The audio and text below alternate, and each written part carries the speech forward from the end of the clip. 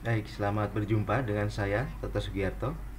Kali ini kita akan membincangkan tentang bagaimana cara menghindarkan bangsa ini dari jatuhnya kembali korban akibat kelelahan dalam eh, pemilu di 2024. Seperti kita ketahui, pemilu 2019, Pileg 2019 itu memunculkan banyak sekali korban KPPS, lebih dari 800 nyawa melayang karena berbagai hal ya. Yang terbanyak adalah karena kelelahan atau karena serangan jantung gitu. Nah, bagaimana cara agar kondisi ini tidak terulang gitu. Ada beberapa hal yang bisa kita upayakan agar korban ini tidak terulang. Pertama, eh, dengan mengurangi jumlah pemilih dalam setiap TPS. Jadi artinya kalau di pemilu lalu maksimal 400 pemilih misalnya, maka di pemilu 2024 bisa saja dikurangi menjadi 200 atau 250 pemilih per TPS.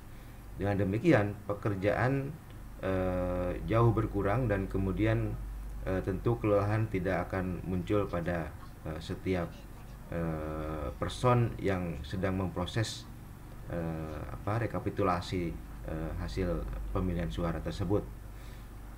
Kemudian yang kedua, ya tentu saja lebih mengetatkan lagi seleksi, eh, dipastikan bahwa orang-orang yang terpilih menjadi KPPS itu orang-orang yang fit, yang kuat bekerja berat begitu, dan tentu ini ada pada faktor tes kesehatan.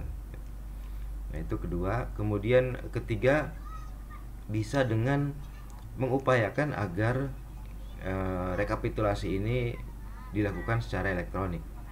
E-rekap. E-rekap itu pasti akan menghindarkan jatuhnya korban nyawa karena tentu saja dia dilakukan secara elektronik sehingga tidak perlu rekapitulasi manual, dan kemudian jajaran KPPS tidak perlu bekerja super berat seperti 2019 yang lalu. Nah, tetapi e-rekap ini tentu saja memiliki resiko ya, apalagi di tengah-tengah karakter bangsa kita yang tidak saling percaya, saling curiga. Tentu pemilihan melalui elektronik yang kemudian hasilnya langsung keluar melalui proses komputer itu akan memunculkan banyak kecurigaan gitu.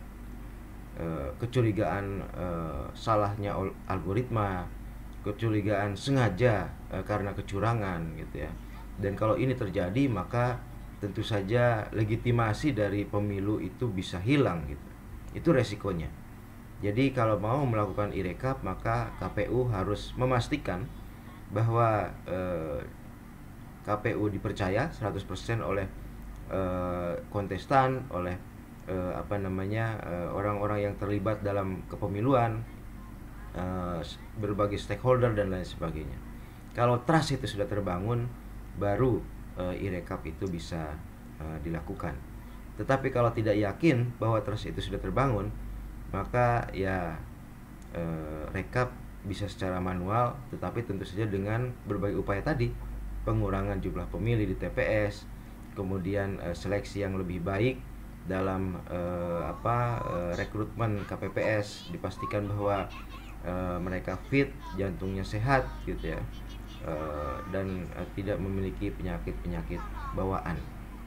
Saya kira mungkin itu ya, sedikit masukan terkait dengan bagaimana menghindarkan bangsa ini dari kembalinya jatuh korban yang sangat memprihatinkan itu.